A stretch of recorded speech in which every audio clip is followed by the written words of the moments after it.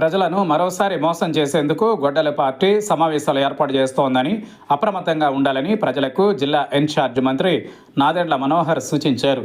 కూటమి ప్రభుత్వం అధికారంలోకి వచ్చి 2 సంవత్సరాలు పూర్తయిన సందర్భంగా ఏలూరులోని ఇండోర్ స్టేడియంలో జరిగిన నమ్మకం, అభివృద్ధి, సంక్షేమం రైతు మహాసభకు టీడీపీ ఏలూరు జిల్లా అధ్యక్షులు, ఏలూరు ఎమ్మెల్యే బడ్డెట్టి చంటి అధ్యక్షత వహించారు.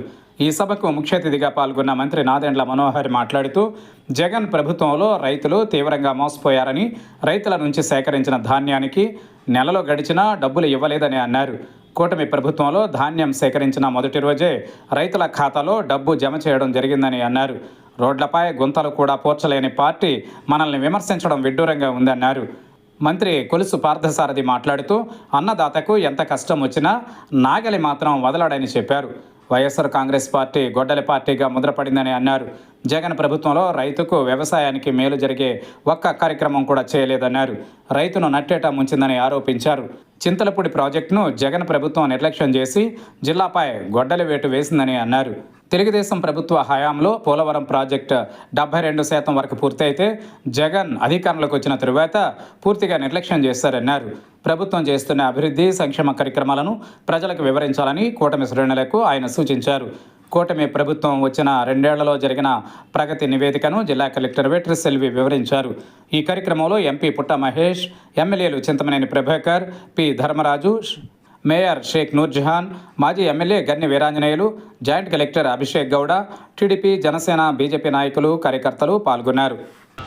ఏదైతే మన ప్రభుత్వం, కూటమి ప్రభుత్వం అధికారంలోకి వచ్చి 2 సంవత్సరాలైన సందర్భంగా ప్రతి ఒక్కరూ కూడా ఇది ప్రజల్లోకి తీసుకెళ్లాలి, సంక్షేమాన్ని కానీ అభివృద్ధిని కానీ అనే ఉద్దేశంతో గౌరవ ముఖ్యమంత్రి చంద్రబాబు నాయుడు గారు, పవన్ కళ్యాణ్ గారు, లోకేష్ గారు ఏదైతే ప్రతి కార్యక్రమాన్ని కూడా నిర్వహిస్తున్న కార్యక్రమాలన్నీ కూడా ప్రజల్లోకి తీసుకెళ్లాలి అనుకుంటే జిల్లాకు ఒక సభను పెట్టాలని చెప్పి మరి కోరుకోవడం జరిగింది. దానిలో భాగంగానే మరి మన కలెక్టర్ గారు అన్నదాత సుఖీభవ మన జిల్లాలో పెడతానికి మరి వారు ముందుకు తీసుకొచ్చినందుకు ముందుగా వారికి కృతజ్ఞతలు తెలుపుకుంటున్నా. 77.2 కోట్లు ఏదైతే పిఎం కిసాన్ సంస్థ ద్వారా ప్రధాని మోడీ గారి ద్వారా మనందరికీ కూడా డెఫినెట్ గా పట్టడం జరిగింది.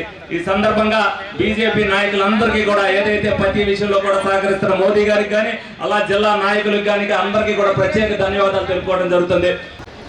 ఇంత పుష్కలమైన మన జిల్లాలో ఎంతో అభివృద్ధి చెందాల్సిన వ్యవసాయ రంగం, అదేవిధంగా ఉద్యాన రంగం, ఏ విధంగా రైతుల్లో మనం నిజంగానే ప్రభుత్వం నుంచి మద్దతు కోరగలుగుతామా, ఆ విధంగా ప్రభుత్వం మనకి నిలబడుతుందా అనేది మీ అందరిలో ఉన్న అనుమానాలు.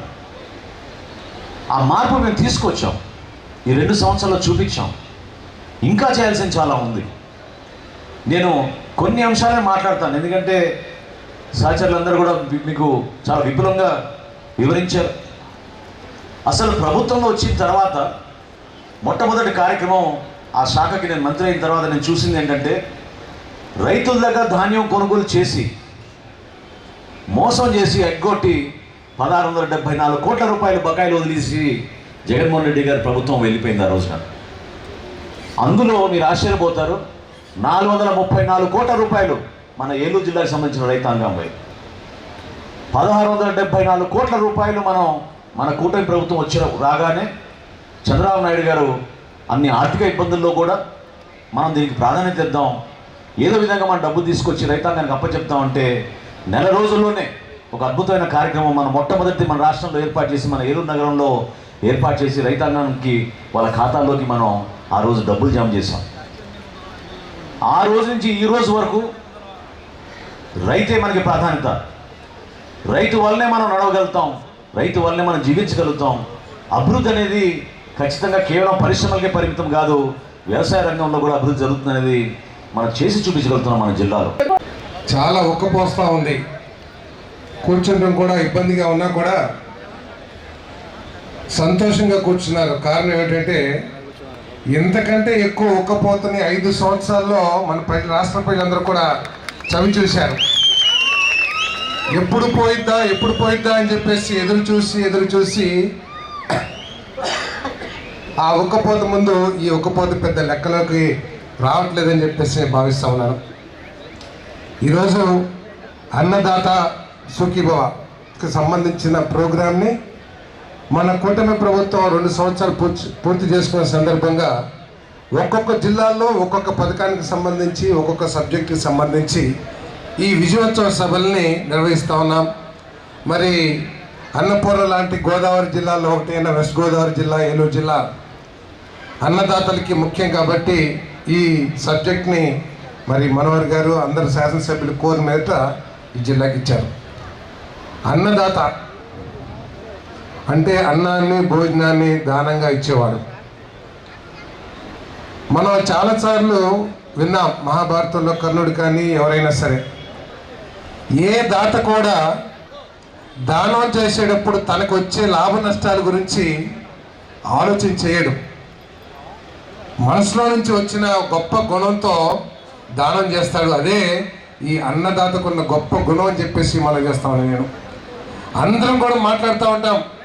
వ్యవసాయం గిట్టుబాటు కావట్లేదు, లాభం రావట్లేదు, ఎదుగు బొదుగు ఉండలేదు అని చెప్పేసి మాట్లాడినా కూడా ఆ అన్నదాత ఆ నాగలిని వదిలే ప్రసక్తి ఉండదని చెప్పేసి మనం చేస్తాను.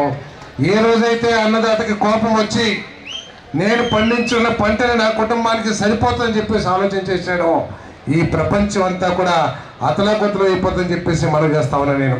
కాబట్టి ఈ ప్రభుత్వానికి అన్నదాత సంక్షేమం అత్యంత ప్రాధాన్యమైందని చెప్పేసి మీ అందరికీ శివనీగా మనం చేస్తాం. నేను నమస్కారాలు, ధన్యవాదాలు.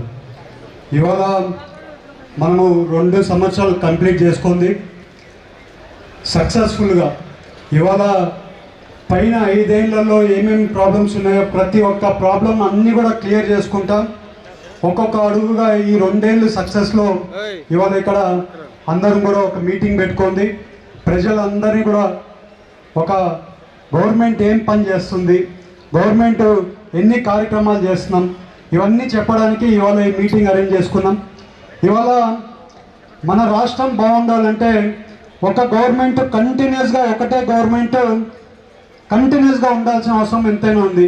ఇవాళ మీరు చూస్తే సెంట్రల్లో ఇప్పటికీ 12 ఏళ్ళ నుంచి ఒకటే గవర్నమెంట్ ఉండడం వల్ల ఎన్ని అభివృద్ధి కార్యక్రమాలు చేయగలుగుతున్నారంటే, ఇవాళ ఇండియా ఎక్కడికి పోయినా కూడా ఇవాళ ఇండియా ప్రైమ్ మినిస్టర్ పోతుంటే ఒక రెస్పెక్ట్ ఉందంటే అది జనాలు కంటిన్యూస్గా ఒకటే గవర్నమెంట్ని ఎంచుకోవడం వల్ల ఆ రెస్పెక్ట్ అనేది రెగ్యులర్గా వస్తుంది.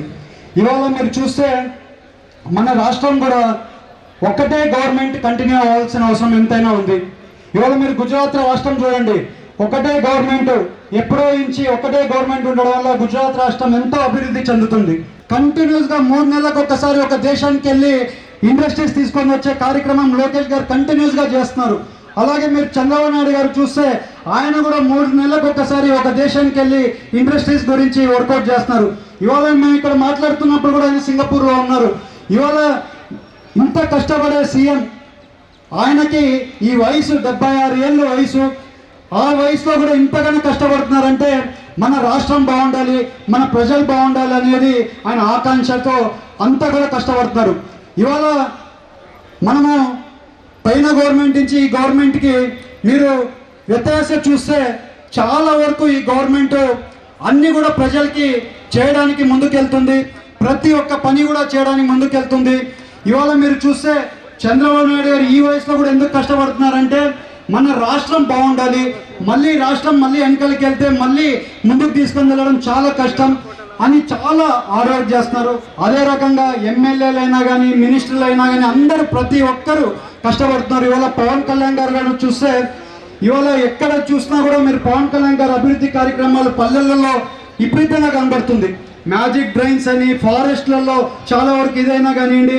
ఇవాళ మనకు సంబంధించి కొల్లేరు శాశ్వత పరిష్కారం గురించి ఇవాళ ఎమ్మెల్యే గారు చెప్తున్నారు. ఎప్పుడో నుంచి ఉండే శాశ్వత పరిష్కారం గురించి ఎప్పుడో నుంచి ప్రజలు కొల్లేరు గురించి అడుగుతున్నారు. ఇవాళ కొల్లేరు శాశ్వత పరిష్కారం వచ్చే ఒక్క సంవత్సరంలో 2 ఏళ్లలోనే ఆల్మోస్ట్ కంప్లీట్ అయిపోయి 20,000 ఎకరాలు ఎప్పుడో నుంచి వాళ్ళ హాస్టల్ పెట్టుకోండేది వచ్చే రోజుల్లో క్లియర్ చేయబోతున్నారు.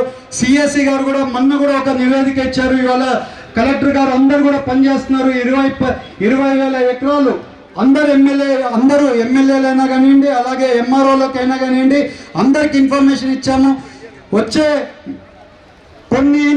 వచ్చే సంవత్సరంలోనే నాకు ఐడియా ఉండే 1.5 సంవత్సరంలోనే ఈ కొల్లేరు శాశ్వత పరిష్కారం అనేది జరుగుతుందనేది మీ అందరికీ తెలుపుతున్నాం.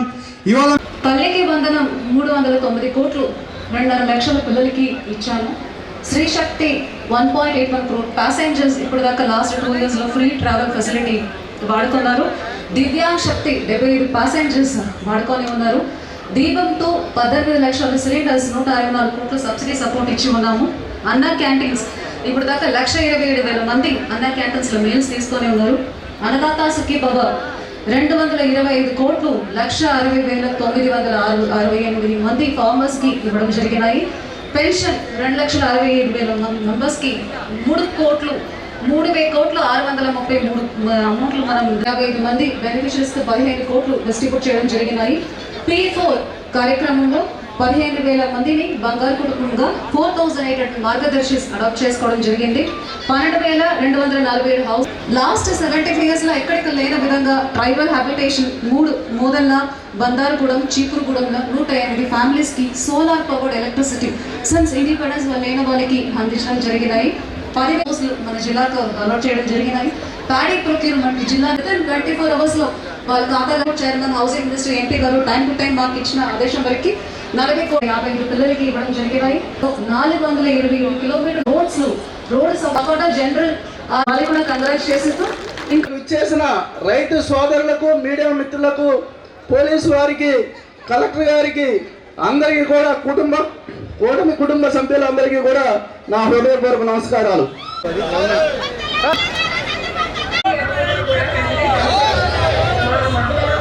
ప్రతి ఒక్కరు 4,000 రూపాయలు పడినాయి. మరి దానికి గాను మన గౌరవ ముఖ్యమంత్రి వర్యులు చంద్రబాబు నాయుడు గారికి, అలాగే పవన్ కళ్యాణ్ గారికి, లోకేష్ గారికి, మన జిల్లా మినిస్టర్ గారు అయినటువంటి అందరికీ కూడా స్టేజ్ మీద ఉన్న మన ఎమ్మెల్యేలకి, మినిస్టర్లు గుర్తుంచుకోవాల్సిందిగా, మరి చంద్రాన్ని అంటే చల్లని వాడని, చంద్రబాబు అంటే చంద్రం వెచ్చల్లేవాడని మన రైతులందరూ కూడా గుర్తించి మనం అందరం కూడా ప్రతిసారి కూడా మన రైతు సోదరులందరూ కూడా మన ముఖ్యమంత్రి నారా చంద్రబాబు గారి నాయకత్వాన్ని బలపరచాలని కోరుకుంటూ సెలవు తీసుకుంటున్నాను. ఈ అవకాశం ఇచ్చిన అందరికీ కూడా ధన్యవాదాలు. Thank you. Andhra Pradesh skill development ద్వారా ఏలూరులో నిర్వహించిన జాబ్ మేళా నందు జాబ్ వచ్చిందండి. ఇన్నోసోర్స్ అనే కంపెనీలో 20,000తో కూడిన జీతంతో నాకు జాబ్ వచ్చింది. నేను ఈ జాబ్ ద్వారా నేను నా కుటుంబానికి చాలా ఆర్థికంగా సహాయపడుతున్నాను. అదే కాకుండా చాలా గౌరవం కూడా నాకు దక్కింది. ఇంకోటి ఏంటంటే శ్రీ శక్తి పథకం ద్వారా కూడా నేను రోజుకి 60 రూపాయలు సేవ్ చేసుకుంటున్నానండి. ఎందుకంటే మాకు వచ్చేసి నెలకు వచ్చి 1,800 రూపాయలు అవుతుంది. ఈ శ్రీ శక్తి అమలు చేసిన కాడి నుంచి 18,000 రూపాయలు నేను సేవ్ చేసుకున్నానండి. ఈ 18,000